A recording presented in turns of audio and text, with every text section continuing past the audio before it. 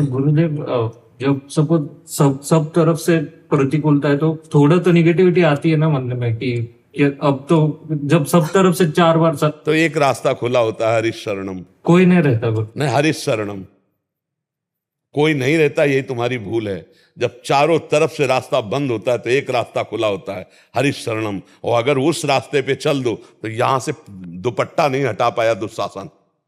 जब तक और भरोसा रखा तब तक खिंचता रहा, और जब सब भरोसा बंद होकर एकमात्र कृष्ण, तो यहीं यहीं चीर बनकर लिपट गए और अंबर लग गया साड़ी का, और यहां से दुपट्टा नहीं हटा पाया। तो जिस समय चारों तरफ विपत्ति हो उस समय दृष्टि श्री कृष्ण पे हो तो संपत्ति कोई विपत्ति नहीं। जो हम आप पे दृष्टि लगाए रखे जब से आपको सुना। हाँ, तो आप चलो ना, कहने के मार्ग से चलो। आप देखो आनंदित होते हो कि ये विपत्ति क्या है, हमारे कर्मों का जाल है, कोई विपत्ति नहीं, कर्मों का जाल है। और एक सच्ची मानिए, दिन टिकेगा नहीं तो रात भी नहीं टिकेगी, फिर दिन आएगा, फिर रात आएगी। ऐसे विपत्ति आवे तो धैर्यवान बने रहो, ऊबो मत, कल फिर समय आएगा। जैसे भगवान के लिए क्या, शास्त्र शीर्षा पुरुषा सहस्राक्षा सहस्त्रपात, वो हजारों नेत्रों वाला है। आप जब सुबह निकलते हैं रोज नई मूर्तियां, और 40-50 हजार लोग रोज खड़े होते हैं, वहां से यहां तक दो रात्रि की गाड़ी से चल के आना, रात्रि की नींद छोड़ना। अच्छा, सयाने तो नहीं, इतने छोटे छोटे राधा राधा राधा राधा राधा राधा, ये क्या लाडली जू का प्यार। हम यही देखते हैं, इतने रूपों में मेरे प्रभु, बच्चा से लेके बूढ़े सब हमको प्यार कर रहे, मेरे प्रभु ही तो इस रूप में। जब सब रास्ता बंद हो फिर एकमात्र भगवान का भरोसा हो, वहीं जीवन से वो चमत्कार जो प्रकट होता है वो एक अलौकिक होता है। इसलिए निराश तो होइएगा नहीं, आनंदित रहिए, नाम जप कीजिए, और हमारा जीवन भगवान के भरोसे में हो जाए तो हम आनंदित हो जाए। अभी अपने कर्मों के भरोसे में, कर्म ज्यादा अच्छे नहीं हैं, कर्मों का परिणाम ज्यादा दुखद ही होता है, क्योंकि गलतियां हमसे। भरोसा भगवान का रख ले तो बात बन जाती है। भगवान बहुत कृपालु है, हम तुमसे सच्ची कहते हैं, भगवान बहुत कृपालु। अगर उनकी कृपा का मतलब हम बात करने लगे तो फिर आंसू के सिवा और कुछ नहीं आएगा। बहुत कृपालु है, जिसको कोई नहीं पूछता, जिसको कोई नहीं जानता, उसे विश्व बंदनी बना देते हैं। ये उनका खेल है। तभी लोग कहते हैं ऐसा हो रहा है, ऐसा हो रहा है। आज लोगों का परिवर्तन, हम इन बातों पे ध्यान नहीं देते, क्योंकि हमें पता है जंगहा लोहा कभी गले का हार नहीं बन सकता। ये तो पारस मणि की कृपा की छू गया तो सोना बन गया, ये तो भगवान की कृपा हो गई। तो ये इसीलिए हम सबको कहते हैं कि सब दिन होत न एक समान। आज दुख है तो ज्यादा परेशान ना हो, और आज सुख है तो फूलो मत। हाँ, सुख में इतना अभिमान मत करो, कल दुख आ सकता है। हाँ, क्योंकि वो चक्र है, सुख दुख का। हाँ, समय का चक्र है।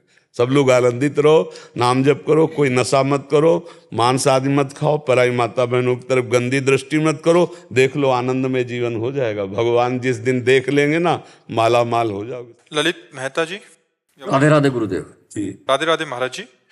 महाराज जी, आपके चरणों में कोटि कोटि प्रणाम। महाराज जी, मेरे पिताजी अपने जीवन काल में मुझसे कुछ वचन दिए थे उन्होंने। आज उनके मरने के बाद माता जी कहती हैं कि आपको उनके वचन मानने की कोई आवश्यकता नहीं है। महाराज जी, मुझे अपने पिता के कथनों के साथ चलना चाहिए या नहीं करना चाहिए? हमको पहले पता चले कि पिता ने क्या वचन दिए थे। अगर वो अधर्म के वचन है तो माँ की बात माननी चाहिए, क्योंकि माँ अर्धांग है, पिता से ज्यादा अधिकार वो रखती है। अगर धर्मयुक्त वचन है तो माँ से विनय करके सहयोग, माँ का अनुमति रूपी सहयोग ले लेना चाहिए, और पिता की आज्ञा का पालन करना चाहिए।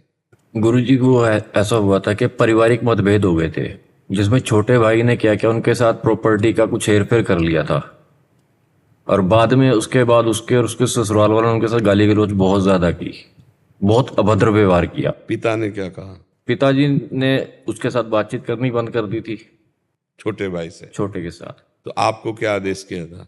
मतलब मुझे ये बोला था कि सारी जिंदगी इससे बरतना नहीं है, कभी भी इससे मतलब इसके साथ कोई मतलब किसी तरह का संपर्क नहीं रखेगा। हाँ, अब वो बात आपको नहीं, माता अगर इसके पास जाएगी तूने हाथ जोड़ देने हैं। हाँ नहीं, अब बात वो नहीं माननी।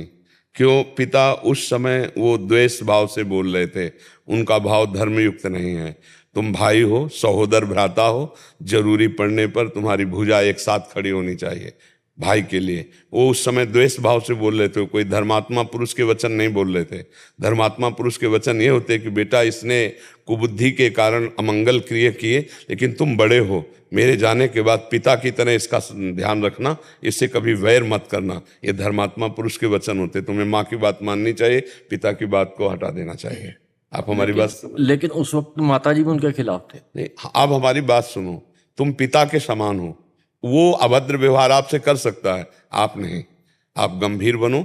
आप जैसे अपने पुत्र को क्षमा करते हैं, ऐसे सहोदर भ्राता है।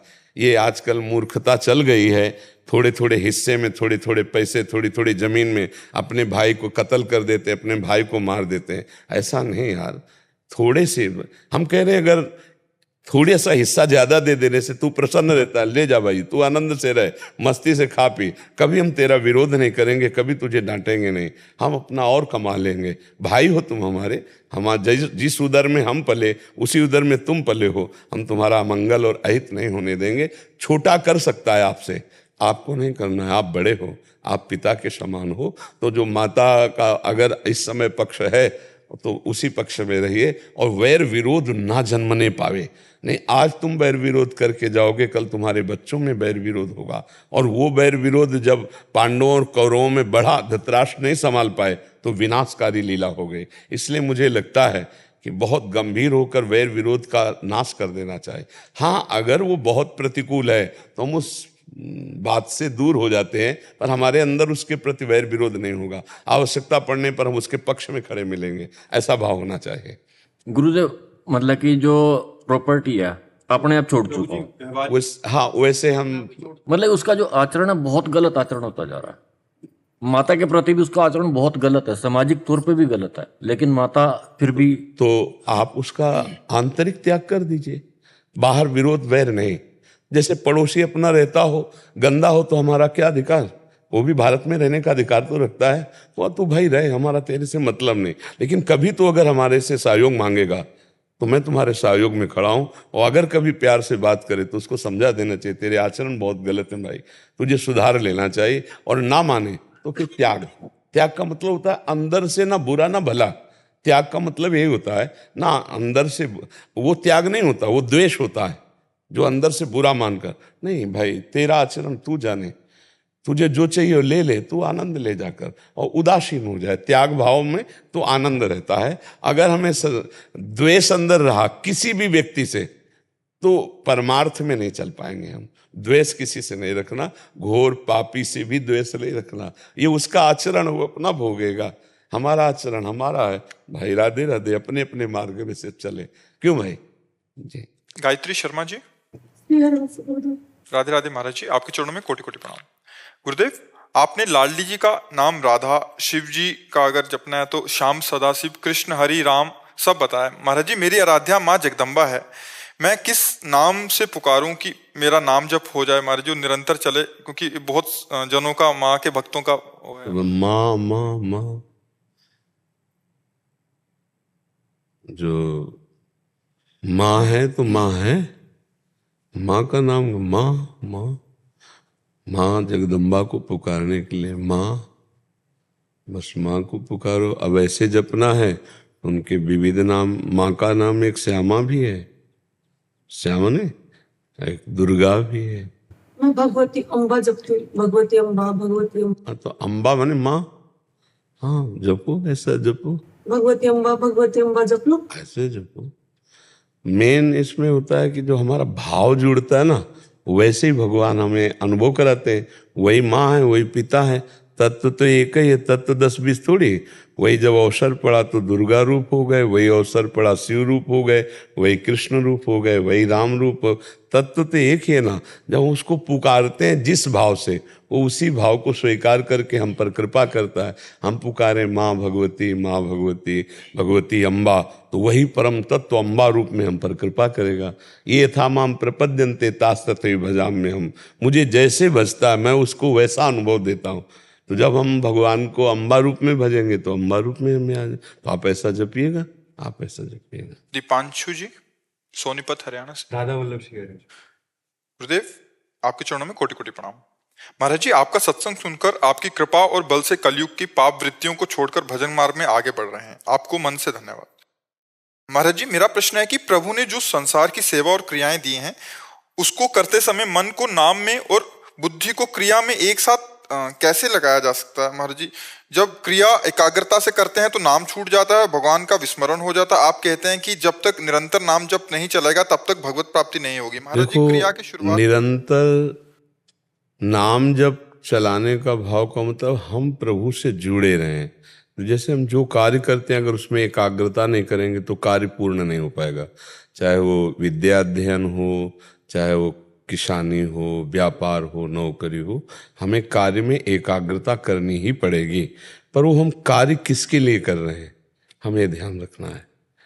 एक होता है अपनी वासना की पूर्ति के लिए, एक होता है भगवान के लिए कार्य करना। हमारा जन्म हुआ है भगवत कार्य करने के लिए, माता की सेवा, पिता की सेवा, परिवार की सेवा, राष्ट्र की सेवा, कोई नौकरी, व्यापार। हम इस बात को कई बार कहा है कि यदि हमको 1 घंटे में याद ना आवे, 2 घंटे में याद ना आवे, तो हम 2 घंटे के पूरे समय को जब याद आया तब प्रभु को समर्पित कर दिया, क्योंकि हम कार्य में लगे हुए हैं। अच्छा, जब हमारा आंतरिक चिंतन यह है कि हमारा चिंतन लगा रहे, प्रभु से जुड़ा रहे, तो इतना समय नहीं जाएगा, आपको याद आ जाएगा राधा राधा। आप देखो, जब आपके अंदर एक पीड़ा जागेगी निरंतर भजन की, तो अंदर ही अंदर आप उसको पकड़े रहेंगे। रसखान गोविंद ने यूं भजिए जो नागर को चित गागर में।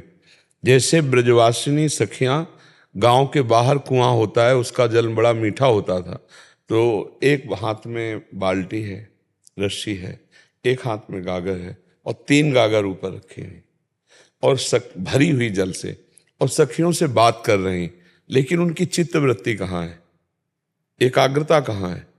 गागर में। अगर जरा भी सर का बैलेंस बिगड़ा तो सब मटके नीचे आ जाएंगे। ऐसे ही हमारा आंतरिक चिंतन प्रभु की तरफ हो, क्रियाएं बाय हो रही हैं, आंतरिक चिंतन। अब हम एकाग्रता पूर्वक 2 काम एक साथ कर रहे हैं, आपसे बात भी कर रहे हैं, क्योंकि नाम ही की चर्चा हो रही, भगवत चर्चा हो रही। लेकिन अगर हम सांसारिक भी बात करें, हमारे दिमाग में बसा हुआ है कि मुझे नाम छोड़ना नहीं, वो दिमाग में राधा राधा, अंदर वो दिमाग में चल रहा है। तो हमारे अंदर एक पीड़ा होनी चाहिए, तद विस्मरणेन परम व्याकुलते थे। प्रभु की याद ना भूलें, अगर याद भूलें तो व्याकुलता आ जाए। तो याद कई तरह से, ये प्रभु के लिए कार्य कर रहे हैं, बीच बीच में राधा राधा बोल दिया, यत करोषि, जो कर रहे हैं वो प्रभु को समर्पित कर दिया, वो भजन माना जाता है। फिर एक जब कर्ता भाव लीन हो जाता है तब स्वयं भजन होता है। उस समय क्रियाएं होती रहती हैं, भजन चलता रहता है। अभी कर्ता भाव युक्त है, इसलिए समस्या लग रही है, तो उस कर्म को भी भगवान को समर्पित कर दो। यत करोषि, जो कर्म कर रहे हो बड़ी पवित्रता से, बड़ी एकाग्रता से भगवान के लिए करो। जैसे कोई प्राइवेट नौकरी कर रहे हो तो 8 घंटे खूब मेहनत करके कार्य करो और वो भगवान को समर्पित कर दो। जो पैसा मिलेगा उससे परिवार शरीर का पोषण होगा, वो भी भगवान के लिए ही है। वो महाभागवत कहा जाता है जिसकी हर चेष्टा भगवान के लिए होती है। चाहे संतान उत्पत्ति क्रिया हो, चाहे वो आरती पूजा हो, वो दोनों भगवान की पूजा हो जाती है जब हम भगवान की आज्ञा का पालन करने के लिए करते हैं। तो ऐसे हमारे अंदर एक पीड़ा होनी चाहिए स्मरण की। तो शरीर से क्रियाएं हो रही हैं और अंदर से हम राधा राधा राधा, तो हम एकाग्रता पूर्वक कार्य कर सकते हैं। जैसे युद्ध में बहुत खतरा रहता है, पर भगवान कह रहे मां मुनिस्मर युद्ध च, मेरा स्मरण करते हुए तुम युद्ध करो, तो स्मरण हो सकता है, हम याद कर सकते हैं प्रभु की निरंतरता। एक तार तो सिद्ध पुरुष का होता है, अपने लोगों का जब याद आ जाए, कार्यरत है राधा राधा। अगर हम एक बार कहा था कि 10 मिनट में एक बार याद करने का अभ्यास कर लो तो 24 घंटे में आपको ले आएगा। चलो 10 मिनट हम किसी कार्य में एकाग्र हैं, फिर जैसे सांस लिए ऐसे राधा, फिर 10 मिनट के लिए हम एकाग्रता पूर्वक फिर राधा। आप देख लो, इससे लाभ आपको प्राप्त होगा।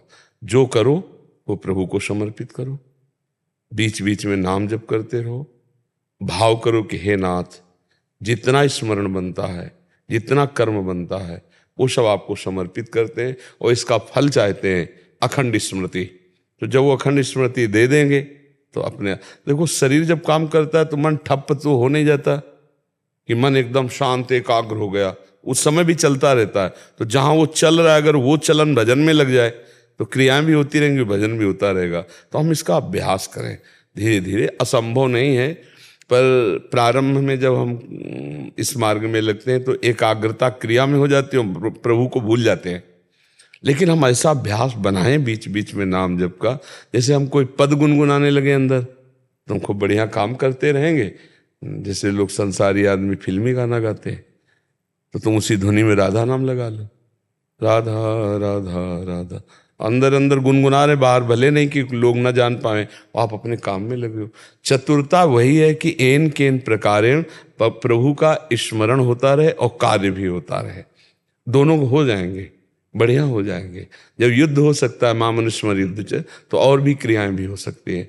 और अगर ऐसा ना होता तो बड़े बड़े गृहस्थ सिद्ध महापुरुष हुए, वो फिर कैसे होते, क्योंकि गृहस्थी में तो नाना प्रकार के कार्य हैं ही।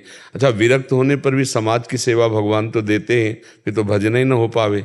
मान लो हम सुबह से लगे हैं तो फिर भजन ही ना हो पावे, फिर बेकार ही समय माना जाएगा। लेकिन सब महाभजन हो रहा है क्योंकि वो अंदर का चिंतन है ना, सब में भगवान है, भगवान सब रूपों में आए हैं, भगवान की चर्चा कर रहे हैं, अपने भगवान का दर्शन करके उनका आदर कर रहे हैं और बीच बीच में नाम चल रहा है, भजन। ऐसे आप अभ्यास कर लो। महाराज जी, जैसे भगवान ने पढ़ने की सेवा दी है, तो जब भी जैसे किताब पढ़ते हैं, जैसे एक पेज पलटा तो उसके बाद एक नाम लेते हैं। हाँ बिल्कुल ठीक।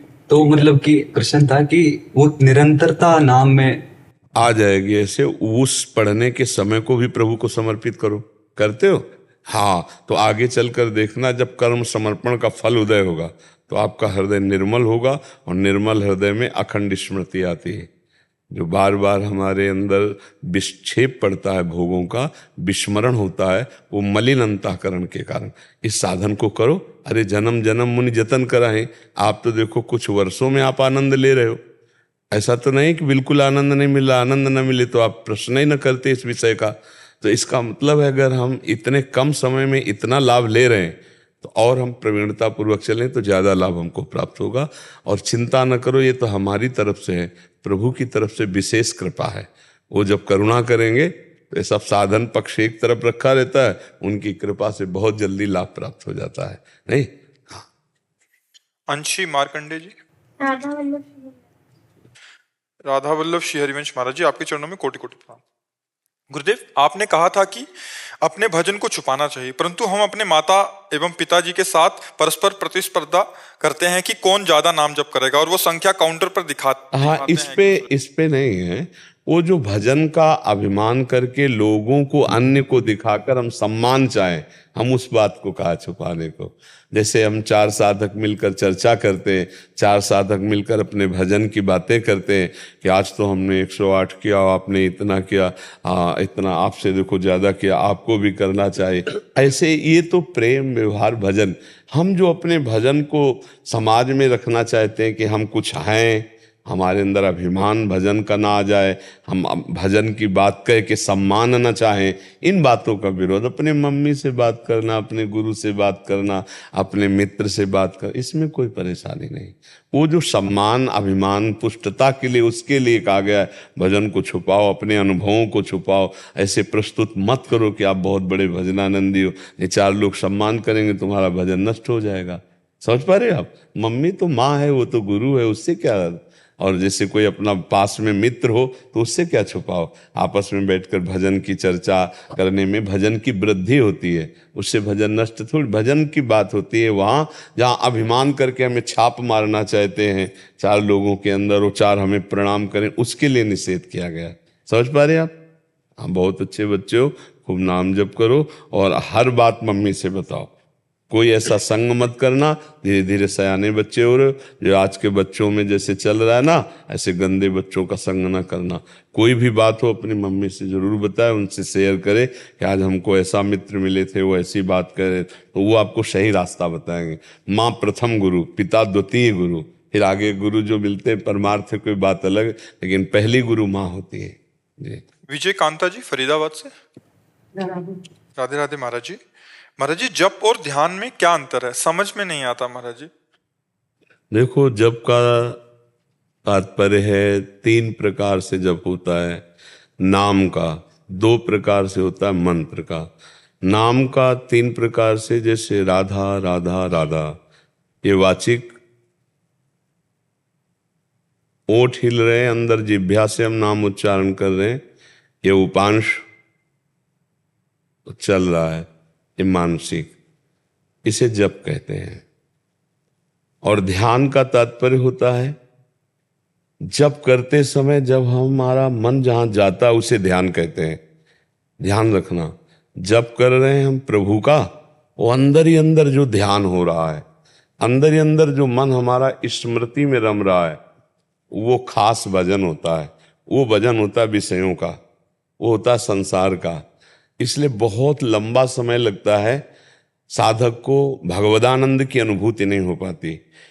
यदि ये बाहरी ना हो और अंदर की स्मृति में वो नाम चलने लगे, अंदर की स्मृति में भगवान के भाव, रूप, लीला आदि का चिंतन होने लगे, तो ज्यादा समय नहीं लगता, फिर अविद्या का नाश होकर भगवदानंद की प्राप्ति होती।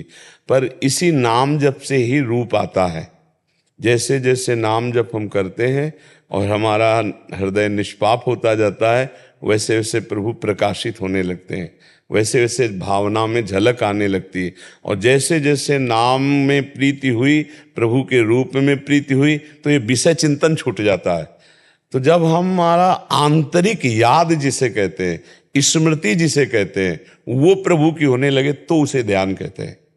आंतरिक ध्यान, आंतरिक ध्यान, आंतरिक जो चिंतन है वो प्रभु का होने लगे, तब हमें आनंद की अनुभूति होती है। तो ध्यान 2 प्रकार का होता है। एक क्रियात्मक क्रिया किया जाता है कि भाई हम प्रभु के रूप का ध्यान करने की चेष्टा कर रहे हैं, और एक होता है नाम के प्रभाव से जो रूप प्रकाशित होता है, उसमें चित्त का समर्पित हो जाना।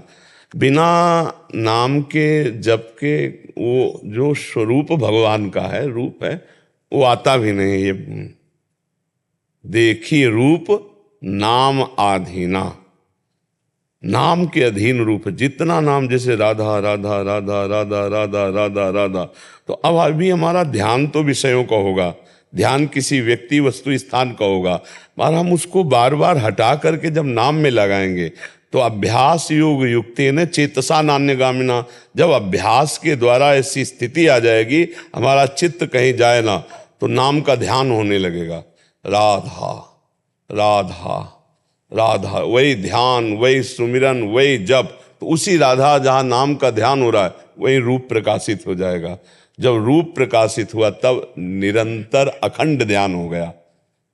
अखंड ध्यान का मतलब उठते बैठते चलते फिरते उसी रूप में आसक्ति और मधुर मधुर स्मृति, ये ध्यान।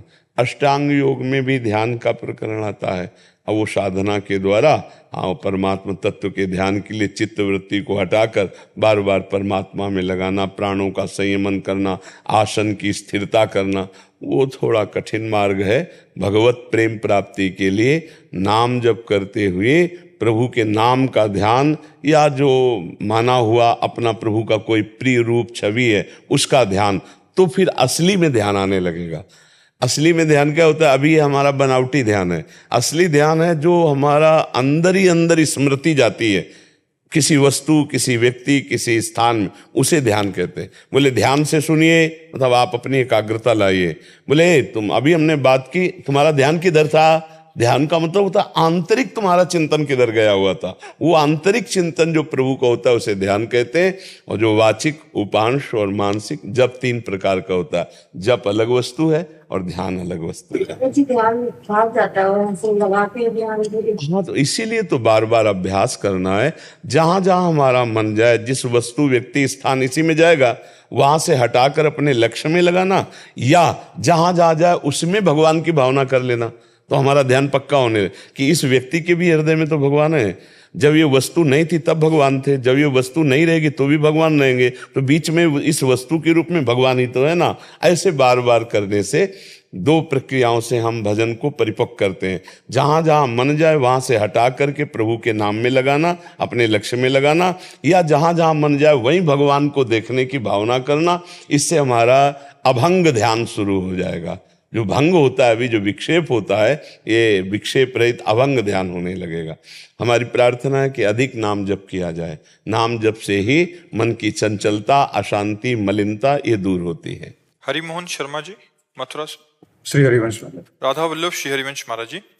हे गुरुदेव भगवान, श्री किशोरी जी एवं आप गुरुदेव की कृपा से एवं करुणा से एवं आपके सत्संग के प्रभाव से भगवान नाम जप में धीरे धीरे रुचि बढ़ने लगी है। साथ ही 84 जी के पाठ में भी अब मन लगने लगा है। कई बुरी आदतें तथा पर निंदा, पर दोष दर्शन इत्यादि छूट गए। इसके लिए आपको कोटि से धन्यवाद। महाराज जी, मेरा प्रश्न है कि शास्त्रों में भगवान के नाम एवं गुणों के संकीर्तन की बात कही गई है। यहाँ गुणों के संकीर्तन से क्या अभिप्राय है? जैसे 84 जी गा रहे ना, ये गुणों का संकीर्तन है। प्रभु की जो लीला गुण है उनका हम जो गान करते हैं। जैसे श्रीमद् भागवत है तो हम जो भगवान की चर्चा गान कर रहे हैं, जैसे श्लोक गान कर रहे हैं या भगवान की कथा सुना रहे हैं, तो भगवान के गुणों का गायन हो रहा है, भगवान की लीला का गायन। नाम रूप लीला धाम, धाम का महिमा का वर्णन करना, भगवान की लीला की महिमा, भगवान के गुणों का, भगवान की कृपालुता, भगवान की ऐश्वर्य, भगवान की महिमा, ये सब लीला गुण के अंतर्गत आता है जो हम नाम कीर्तन करते हैं। और ये सब गुण कीर्तन के अंतर, धाम की महिमा, रूप की महिमा, उनके स्वभाव की महिमा, उनके प्रभाव की महिमा, उनकी करुणा की महिमा, ये सब गुण लीला के अंतर्गत आता है। 84 जी का गायन, 42 लीला का गायन, श्रीमद् भागवत का गायन, ये जो गायन है ये भगवान की गुण कीर्तन है। भगवान के गुणों का हम गायन कर रहे हैं, भगवान की कथा, भगवान की चर्चा, ये गुण कीर्तन है। और भगवान के नाम का कीर्तन तो प्रसिद्ध है ही है। नाम संकीर्तनम यस्य सर्व पाप प्रणाशनम, सारे पापों का नाश करता है। तो श्रीमद् 84 जी का गायन, गुण कीर्तन, और 1-2 अध्याय भागवत का गायन कर लिया करो, 10वें स्कंद के। तो भगवान की लीला कथा गायन से बहुत जल्दी मोह मल का नाश होता है। जब हमारे अंदर मोह का नाश हो जाएगा तभी शुद्ध भक्ति का जागरण होता है। मोह गए बिनु राम पद होई न दृढ़ अनुराग। तो महामोह मई शेष विशाला और राम कथा कालिका कराला। जैसे महिषासुर मर्दिनी श्री अम्बा जी ने उसको नाश किया, ऐसे हमारे अंदर महामोह है, उस महामोह का नाश भगवान की कथा करती है। तो जब भगवान के गुण गाते हैं, भगवान की लीला गाते हैं, तो वो मोह का नाश कर देती है। जहाँ मोह नष्ट हुआ तो भगवान से प्रीति हो जाती है, भगवान अपने लगने लगते हैं। महाराज जी, एक बार आपके सत्संग में मैंने सुना था कि ठाकुर जी को श्रीमद् भागवत जी के कुछ श्लोकों का नित्य प्रति पाठ करके सुनाइए। तो मैं करता हूँ, उसमें अशुद्धियाँ हो जाती हैं। त्रुटियों की कोई परवाह नहीं है। त्रुटियां पूर्ण का, यदक्षरम पदम भ्रष्टम मात्राहीनम चेद, नाम संकीर्तन कर लिया करो बाद में। और देखो, बालक तो उतली वाणी में जब बोलता है तो पिता को पता होता है कि मेरा बालक है, क्या बोल रहा है, वो उसके वो बालक है उसे। तो हमें जितनी विद्या दी हम उसी भाषा से बोल रहे हैं। तो हमारे भगवान को पता है कि हमारे को रिझाने के लिए बोल रहा है, इसलिए प्रसन्न रहते हैं। हम कोई मंत्रानुष्ठान सकाम तो कर नहीं रहे, भगवान के गुण गा रहे हैं। अब जितना ज्ञान दिया उतना संस्कृत पढ़ लेते हैं, जितना ज्ञान दिया उतना हिंदी से उनको सुना देते हैं। भगवान भाव गाहक है, जैसा भाव करके आप सुना रहे तो भगवान उसको अच्छी तरह से सुन रहे हैं। और बहुत फर्राटेदार संस्कृत आती हो, व्याकरण हो और भावना हो तो भगवान को नहीं प्राप्त कर सकता। भगवान विद्या से प्राप्त नहीं होते हैं, भगवान भाव से प्राप्त होते हैं, समझ रहे। और हर त्रुटि की पूर्ति होती नाम संकीर्तनम। यदक्षरम पदम भ्रष्टम मात्राहीनम चेत भवेत्। कोई भी त्रुटि हो जाए, बाद में ताली बजा करके 4 बार ही नाम कीर्तन कर दो, जय जय राधा वल्लभ श्री हरिवंश श्री वृंदावन श्री वंचन, 4 बार कर ले, हो गया। राधा राधा राधा राधा राधा, और बाद में जयकारा लगाना चाहिए। 2-4 भगवान के नामों के जय जयकार कर दे, उसकी त्रुटि पूर्ति हो जाती है। प्रीति पांडे जी, एटा से। महाराज जी, आपके चरणों में कोटि कोटि प्रणाम। प्रभु जी, पूर्व में मुझे पति व बच्चों को शारीरिक रूप से अत्यंत कष्ट भोगना पड़ा है, अत्यंत कष्ट भोगना पड़ा था। में शारीरिक कष्ट हो सकते हैं हमारे? नहीं, पूर्व में लिखा, पूर्व में, हाँ, वो तो सबको भोगना पड़ता है। अवश्य में भोक्तव्यम कृतम कर्म शुभाशुभम, सबको भोगना पड़ता है। तो कर्म तो जो कर्म किए हैं पूर्व में उनका भोग भोगना है, उसके लिए तैयार रहो, उसमें क्या परेशानी। कह रहे हैं कि महाराज जी राधा नाम में आस्था व विश्वास हो गया है अभी कल एक अधिकारी की माँ नहीं कह रही थी कि हमने शिव जी की बचपन से पूजा की और अम्बा जी की पूजा की, हमारे पति क्यों मर गए? तो हम कहा इसका नाम क्या है इस लोक का? मृत्यु लोक। और नियत समय के लिए आए तो तुम शिव पूजो, चाहे पार्वती पूजो, चाहे राधा पूजो, चाहे कृष्ण पूजो, मृत्यु का समय तो वही है ना, जाना तो है ना, तो उसमें कोई चिंता तो करनी नहीं। अच्छा, अब हमारे पूर्व के पापों से जो शरीर का निर्माण हो गया है वो दंड हमें भोगना पड़ेगा। भजन से जो जमा पाप है वो नष्ट हो जाएंगे, जो अभी हो रहे हैं, चूक हो गई वो नष्ट हो जाएंगे, लेकिन जिनसे शरीर बन चुका है वो तो भोगने पड़ेंगे। चाहे मम्मी क्यों, चाहे पापा क्यों, चाहे पति क्यों, चाहे पुत्र क्यों, चाहे अपने हो चाहे पराये हो, अवश्य में वो भोक्तव्यम कृतम कर्म शुभाशुभम, चाहे दुरात्मा हो चाहे महात्मा हो, दोनों को भोगने पड़ेंगे। फिर अंतर क्या है भजन से? भजन से उसके संचित कर्म भस्म हो जाएंगे, क्रियमाण निष्प्रभावित निष्फल हो जाएंगे और भगवान को प्राप्त हो जाएगा। प्रारब्ध को भोग ले। अगर हमारी बात समझ में आ रही हो तो समझ लो, प्रारब्ध तो भोगना ही पड़ता है। अब आप चाहे राधा नाम पे विश्वास करो या ना करो, आप भगवान को मानो या ना मानो, वो तुम्हारी रुचि है, प्रारब्ध को भोगना पड़ेगा। इसीलिए कहा जाता है होश में रहो, कर्म संभाल के करो। और अभी भजन कर लोगे तो संचित भस्म हो जाएगा, क्रियमाण आपके पवित्र हो जाएंगे।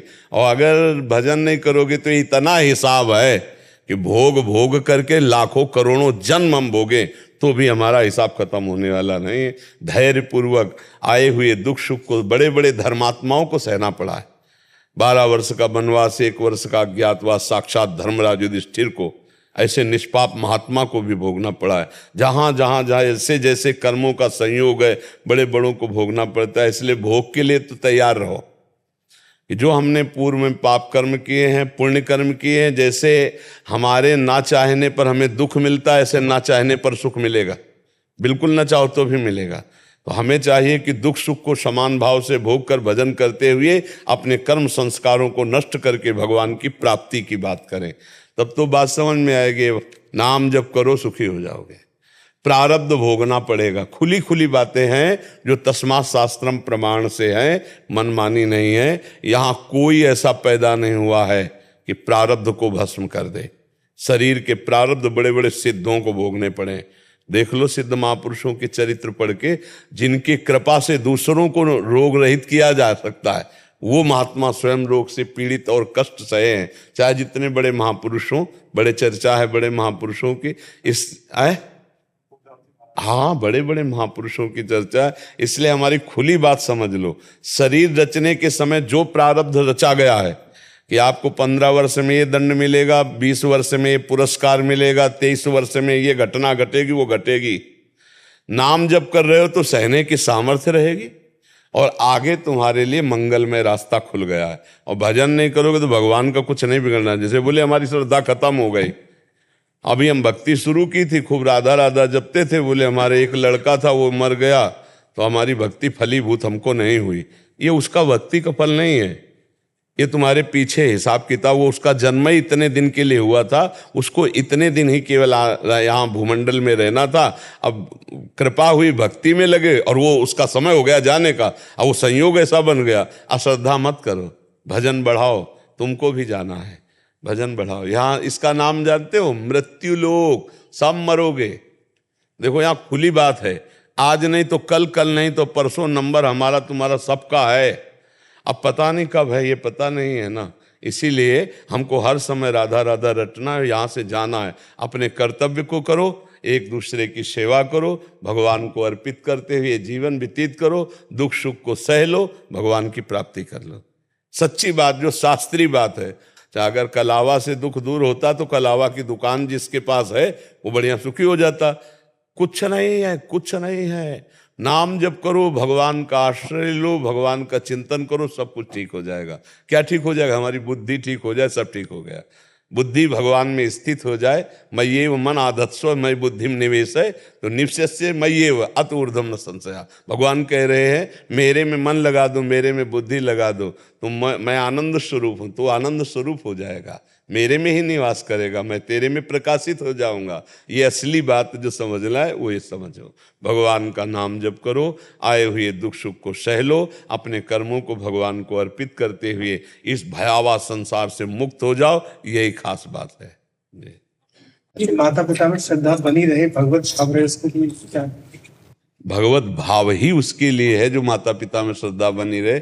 अगर मनुष्य भाव रखोगे तो फिर दोष दर्शन होने लगेगा, और फिर जहाँ हम गुण दोष का चिंतन करेंगे तो फिर भाव नहीं रख पाओ। अगर भगवत भाव रखेंगे, तात सुनो मायाकृत गुण और दोष अनेक, गुण या उभय न देखी, देखी सो अविवेक। ना हम गुण देखें ना दोष देखें, सीधे भगवत भाव करें तो फिर हम उनका सम्मान कर पाएंगे। अगर गुण दोष देखेंगे तो फिर नहीं कर पाएंगे, फिर तो मतलब नफरत हो जाएगी, फिर बंटवारा हो जाएगा, फिर क्लेश बढ़ने लगेगा। हम भगवत भाव करें, केवल भगवत कि मेरे भगवान है, जो चलो तुम करो, हम तुमसे कभी लड़ेंगे नहीं, हम तुम्हें कभी कटु वचन नहीं कहेंगे। तो हमारे भगवत भाव के द्वारा ही माता पिता के प्रति भाव रखा जा सकता है। अन्यथा जैसे जैसे वृद्धावस्था आती है वैसे वैसे उनके व्यवहार में और उनके शब्दों में परिवर्तन होने लगता है। तो हमको उनकी रक्षा करनी है, हमको उनकी सेवा करनी है, हमको उनका सम्मान करना है, ये बिल्कुल पक्का समझ लो। जो अवस्थाकृत उनके दोष हैं उनको हमें सहन करना पड़ेगा। आप लाख सेवा करो आपकी निंदा करेंगे, आप लाख सेवा करो वो आपकी निंदा करेंगे। उस समय भी आपको भगवत भाव ही रखना है, शांत रहना। आपके रिश्तेदार आएंगे बताएंगे कुछ सेवा नहीं करता और हमको परेशान करता हो, जबकि आप लाख सेवा करो। ये हम देखी हुई बात कह रहे हैं। वृद्धजनों का ऐसा स्वभाव हो जाता है, तो उनके प्रति इन सब बातों को ना देखे और भगवत भाव रखकर सेवा करता है। कीर्ति जी। राधे राधे। राधे राधे महाराज जी। महाराज जी, मेरे जीवन में अनेक ऐसे व्यक्ति हैं जो मुझसे शत्रुता का भाव रखते हैं। मेरे सामने मीठा व्यवहार करते हैं किंतु अन्य लोगों के सामने बहुत बुराई करते हैं। ऐसे में मुझे उनके साथ कैसा व्यवहार करना चाहिए? देखो, आप तो गृहस्थी में संसार में हो, कौन ऐसा है जिसकी 10 प्रशंसा न करते हो और 10 निंदा न करते हो? कौन ऐसा है?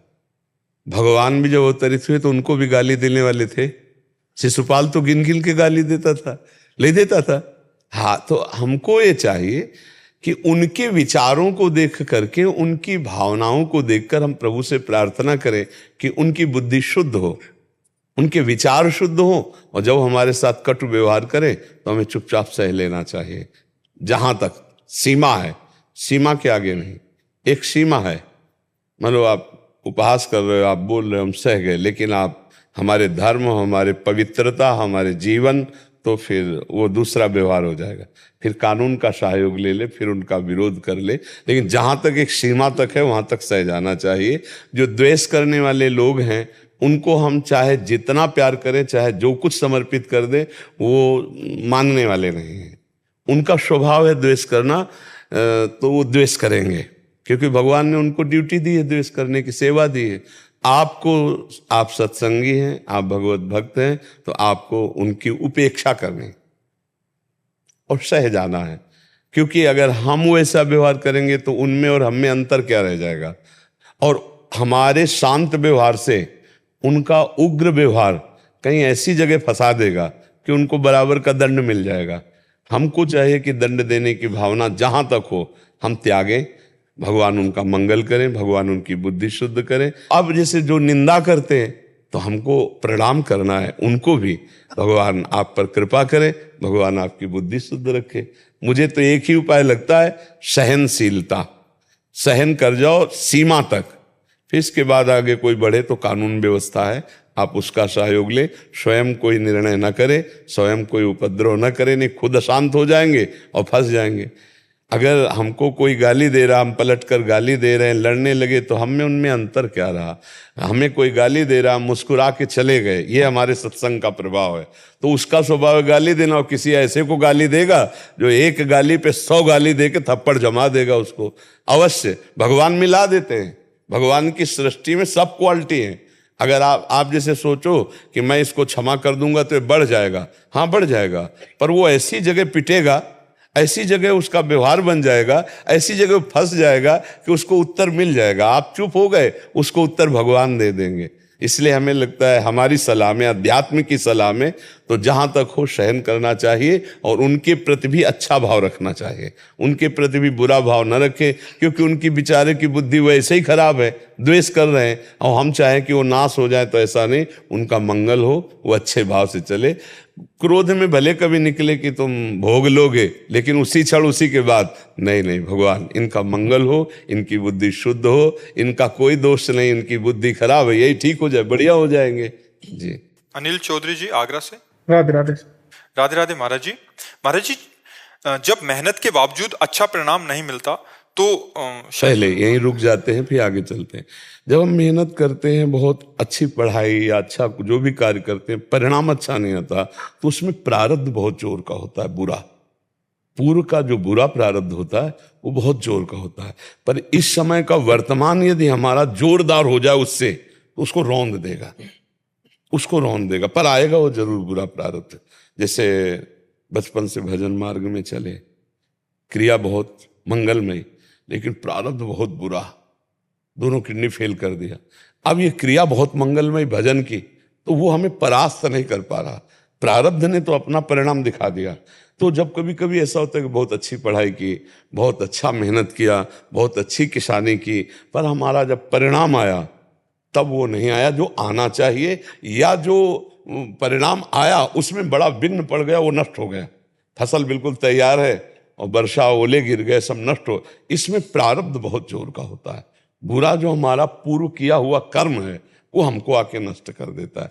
जैसे कुछ पाप होते हैं कि हम लोग जानबूझ करके भी उसे पाप ना समझते हुए कर बैठते हैं, जैसे गृहस्थी में गर्भ हत्या, भ्रूण हत्या, बहुत से ऐसे पाप हैं जो बहुत बड़े पाप हैं, उनका कोई प्रायश्चित नहीं करते, वो हो जाते हैं। अब वो क्या करते हैं, हमारे जीवन की उन्नति में, हमारे मंगल विधान में आकर के टांग लगा देते हैं। ऐसे पूर्व में कितने हमारे पाप हो चुके हैं। तो इस समय वर्तमान में हम जी जान की मेहनत करते हैं, पर सफलता नहीं लगती, क्योंकि पूर्व, और ऐसा देखा गया कि कोई है, कोई बुद्धि नहीं है, कोई वो मतलब मेहनत उस कोट की नहीं हो, बहुत सफलता है, उसका पूर्व का पुण्य काम कर रहा है। तो हमको उसके पूर्व के पुण्य के प्रताप को देख करके अपने को कोसना नहीं है। अब हम नई खेती अच्छी करेंगे, ये हमारा पूर्व का प्रारब्ध है। एक बार गिरे, दो बार गिरे, लेकिन हर बार प्रारब्ध थोड़ी हमको गिराएगा। हम हर बार नया प्रयत्न करके एक बार सफलता प्राप्त करेंगे आगे। उसके लिए फिर मतलब नाम जप ही, हाँ, नाम जप करते रहो, जो कार्य करो उसे बार बार करने की चेष्टा करो, उसको हारने की चेष्टा नहीं। एक बार असफलता, मान लो किसानी है या कोई व्यापार है या कोई भी कार्य है, हमको इस व्यापार में सफलता नहीं, तुम दूसरा व्यापार करते हैं, तीसरा करते हैं, चौथा करते हैं, एक दिन तो सफल होगा, क्योंकि हर क्रिया का फल है। और वो प्रारब्ध हमको बार बार गिरा रहा है, तो कब तक गिराएगा, वो जमा कितना होगा, कितना गिराए। और नवीन हम नाम जप कर रहे हैं तो हमारी उन्नति निश्चित हो जाए। अगर आज हम नाम जप ना करते होते, भगवान की शरण में ना होते, क्या विचार सड़ रहे होते और क्या जीवन सड़ रहा होता। और आज भगवान की शरण में तो उत्तम विचार और आनंदमय जीवन। सुबह से हम भूले हुए हैं कि हमारी किडनी फेल है, भूले हुए हैं, क्योंकि हम चर्चा में लगे हुए, भगवान की वार्ता में लगे हुए, भगवान में लगे हुए। तो हमें कितनी सुंदर दिनचर्या दी भगवान ने, ऐसा रोग होते हुए सब चल रहा है। अगर ये ना हो तो मतलब क्या तुम्हें, अब जैसे हम बैठे हैं ना, कोई ऐसा अंग नहीं जिसमें दर्द ना हो, लेकिन ये क्यों हमको व्याप नहीं रहा, क्योंकि हम है नहीं वहां, उस चिंतन में नहीं है। हम श्री जी का चिंतन, भगवत चर्चा, अब जैसे शांत एकांत बैठ गए तो फट से अपने में लग गए, वहां हम जा ही नहीं, वो हमें घसीटे नहीं पा रहा, इसलिए हम एकदम स्वस्थ से नजर आते हैं। लोग पूछते हैं वो सही में तुम्हारी किडनी खराब है, लोगों को लगता है कि मतलब ऐसे चकाचक दिखाई दे रहे, खूब बोल रहे, कैसे किडनी। तो ये प्रारब्ध का अपना प्रभाव है और हमारे नवीन कर्म का ये प्रभाव है। तो हम इतना जोर कर नवीन कर्म करें कि बुरा से बुरा प्रारब्ध भी हमको मिटा ना पाए, हमको नष्ट ना कर पाए, क्योंकि कर्म तो बुरे होते ही। देखो जैसे हम कहते हैं भगवान यार सही निर्णय नहीं किया, ईमानदारी से देखो, आप इसी जन्म के देखो, अगर बचपन से लेके अभी तक के कर्मों का हिसाब एक कर्म का, तो आजीवन जेल में होते। आप ईमानदारी से देख लो, किसी बच्ची के छेड़ने का फल क्या होता है। और ये गलतियां कोई बिरला ऐसा होता होगा जिससे ना होती हो, नहीं प्रायः सबसे हो जाती है। कुछ ऐसे पाप हो जाते हैं, कुछ ऐसी गलतियां हो जाती हैं कि जो आज तक दबी हुई हैं, हमारी कोई जाना नहीं और उनका फल कोई मिला नहीं। तो अब बीज दबा है तो अंकुर तो होगा, उसमें फिर फल तो आएगा ही, भोगना पड़ेगा। होती है ना गलतियां ऐसी। अगर हमारे जीवन के रजिस्टर को खुद हम ही जांचें और निर्णायक रखा जाए तो यही हाथ जोड़ जाएंगे कि भगवान बड़े कृपा है जो आपने मुझे बचाया, नहीं तो जरा जरा सी गलती में फंस जाए, जरा सी गलती में तो जेल पहुंच जाए, जरा सी गलती में। तो ऐसी कितने जन्मों में हमारी गलतियां होंगी, वो हमारी जमा है, वो हमारी जमा है। बहुत बड़ा गलती का दंड मिलता है, बहुत बड़ा दंड। 5 मिनट की घटना में ऐसे कितनी गलतियां हमसे हुई हैं। मतलब जैसे जो मांस खाते हैं, एक जीव है, जैसे हमारा शरीर प्रिय है ऐसे हर जीव का शरीर। अब उनको पता है, बोले 10 साल से मांस खा रहे हैं, अब कितने जीवों को खा गए, अब कितने जीव हत्या हुई आपसे।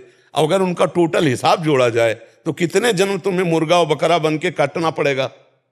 क्योंकि पक्का तुमने जिनका, बोले हम काटते नहीं, हम तो दुकान से लाते हैं, बात एक ही हुई, एक ही बात हुई। आपने उनका, तो अब आपको मान लो आपने 5000 मुर्गा खाए, अब 5000 जन्म आपके मुर्गा के होंगे, 5000 बार आपका गला कटेगा। और अब अगर भगवान उसको इसमें निपटा दे कि आप जा रहे थे, अचानक एक्सीडेंट हुआ, आपका पैर टूट गया, अब फ्रैक्चर ठीक हो गया, लंगड़ा के चल रहे हो, लेकिन 5000 बार जन्म के नाश हो गए और नाम जप करते हो इसी जन्म में भगवान को प्राप्त हो गए, तो मुनाफा हुआ कि घाटा। हम लोगों को लगता है भगवान घाटा किए, जब से भक्ति शुरू की तब से यही सब हुआ, तभी से सब शुरू नहीं। बड़ी कृपा हो रही, भगवान के न्याय में बहुत कृपा है। अगर वो सही ईमानदारी से हमें कष्ट दे तो निश्चित, ये हम इसलिए कह रहे, जैसे बच्चे ने कहा मन बहुत गलत सोचता है, ऐसे सबसे जवानी में गलतियां होती हैं। कोई बिरला ऐसा होता होगा जो भजन में लगा है तो वो पाप कम हुए हों, पाप ना हुए हों ऐसा हम फिर भी नहीं कहेंगे, क्योंकि मन है, किसी की जरूरत नहीं, अपने आप से अपने आप में नष्ट कर रहा है। जैसे मानो एक बार के वीर से एक संतान उत्पन्न होती है, उसमें होता है ना, आप उसी को नष्ट किए, क्या वो अपराध नहीं है? व्यर्थ में आपने उसको नष्ट कर दिया। तो आप, ये सूक्ष्म विचार हैं। अगर वही यथास्थान धर्म पूर्वक पहुंच जाता तो उससे संतान होती ना, उसको व्यर्थ किया ना, उसको नष्ट किया ना, तो क्या उसमें पाप नहीं है? शास्त्र में लिखा हुआ है व्यर्थ उसको नष्ट करने का अधिकार नहीं है। जैसे आपको अपना शरीर नष्ट करने का अधिकार नहीं। अगर अभी आप अपने शरीर को नष्ट करने की चेष्टा करें, पुलिस में रिपोर्ट कर दी जाए तो आप बंदी बना लिए जाएंगे। ये सरकारी है वस्तु, आपके शरीर पर आपका उतना अधिकार है, केवल खाओ पियो मौज करो सेवा करो, लेकिन आप इसको नष्ट नहीं कर, ऐसे उसको नष्ट नहीं कर सकते। वो एक अमोघ शक्ति है। ऐसे कौन विचार कर रहा है? कितने हजारों बार नष्ट कर रहे हैं, क्या वो पाप नहीं बन रहा? बहुत से ऐसे पाप हैं जिनका अगर निर्णय किया जाए तो हम फंसे फंसाए रखे रहेंगे। तो हमारे अब वो दिमाग में तो है नहीं कि हमने पाप किया, अब वो जब निर्णायक के द्वारा निर्णय करके वो हम जब उन्नति में जाएंगे, पाप का फल होता है दुख, संकट, विपत्ति। तो अगर हमने जो चाहा वो हो गया तो दुख और विपत्ति आएगी कैसे? जो हम चाह रहे हैं उसमें वो टांग मारेगा, और उसके उल्टा जब होगा तब हम बैठ के जलेंगे। तो ये जलन से वो पाप नष्ट हो रहा है। इसलिए हमको चाहिए नाम जप करें, दूसरों को सुख पहुंचाने की चेष्टा करें, तो जो दूसरों को दुख पहुंचाया हमने, पाप किया, वो नष्ट हो जाएगा और आगे हम उन्नति को प्राप्त होंगे। पक्का सिद्धांत है, इसमें कोई छुपा वाली बातें नहीं और इसमें कोई दम्भ पाखंड की बात है, सच्चा। इसलिए आज सच्चा सिद्धांत सुनना लोग कम चाहते हैं।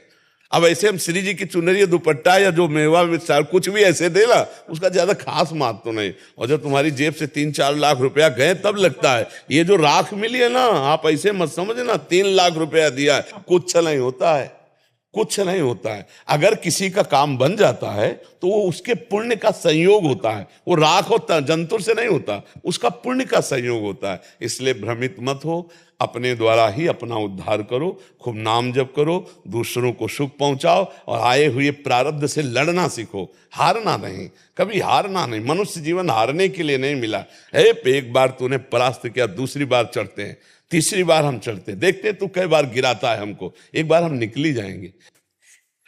अरविंद कुमार द्विवेदी जी। राधे राधे। राधे राधे महाराज जी। महाराज जी, सामान्य जीवन में कई बार पत्नी और बच्चों पर किसी बात के लिए गुस्सा आ जाता है। कई बार क्षणिक गुस्सा पर बच्चों को डांट देते हैं या थप्पड़ भी मार देते हैं, किंतु अगले ही क्षण अपने को पश्चाताप होता है, अपराध बोध होता है, परंतु कुछ दिनों बाद इसकी फिर से पुनरावृत्ति हो जाती है। ऐसे में सुधार के लिए क्या करना चाहिए? वैसे गृहस्थ में हमने एक बार चर्चा की थी एकांतिक में कि गुस्से का नाटक करना जरूरी है। उसको आप अंदर मलिनता पूर्वक क्रोध मत कीजिए। जैसे एक राक्षसी वृत्ति आ गई क्रोध में, पत्नी को पीट दिया, बच्चों को पीट दिया, ऐसा हमेशा इसका आदर नहीं करते। पर जैसे आपकी संतान है, अब बच्चा अगर आपसे भयभीत नहीं होगा, डांट नहीं लगाओगे आप, तो कल वो कुमार्गगामी हो जाएगा। माता पिता ही बच्चे के प्रथम गुरु होते हैं। तो धमकाना, अरे ऐसे से क्या मोबाइल में देखते हो, कौन तुम्हारा मित्र है, कैसे, ये मतलब ये जानकारियां करना उसके जीवन की उन्नति के लिए है। और दूसरी बात, भगवान ने जब पुत्र भेजा है तो उसकी सेवा आपको दी है, तो उसको प्यार भी करो, दुलार भी करो, मित्र की तरह बर्ताव करो और कभी गुरु की तरह उस पर शासन भी करो। तो वो जो राक्षसी प्रवृत्ति के द्वारा जैसे बच्चों को मार, उनकी क्षमता से अधिक पिटाई करना और सब, या पत्नी को झकझोरना, मारना, पीट, ये राक्षसी प्रवृत्ति तो सत्संगियों के लिए उचित नहीं है। पर आवश्यक होने पर भय की जरूरत है, मतलब सिद्धांत भी है। देखो, जैसे बच्चा है या परिवार है, अगर भय नहीं है तो कुमार्गगामी प्रवृत्तियों में परिवार का फंसना निश्चित हो सकता है, क्योंकि ऐसा कुसंग होता है, ऐसी माया की आकर्षण वृत्तियां होती हैं। पवित्र और बिल्कुल शुद्ध जीवन बनाने का योगदान माता पिता का होता है, तो उसमें जरूरत होती डांटने की। एक बार चैतन्य महाप्रभु को डांटा उनके पिताजी ने, शायद जगन्नाथ मिश्र नाम। तो उनको स्वप्न में एक महापुरुष ने कहा कि आप जिनको डांटते हैं जानते हो कौन है? तो बोले हम जानना भी नहीं चाहते।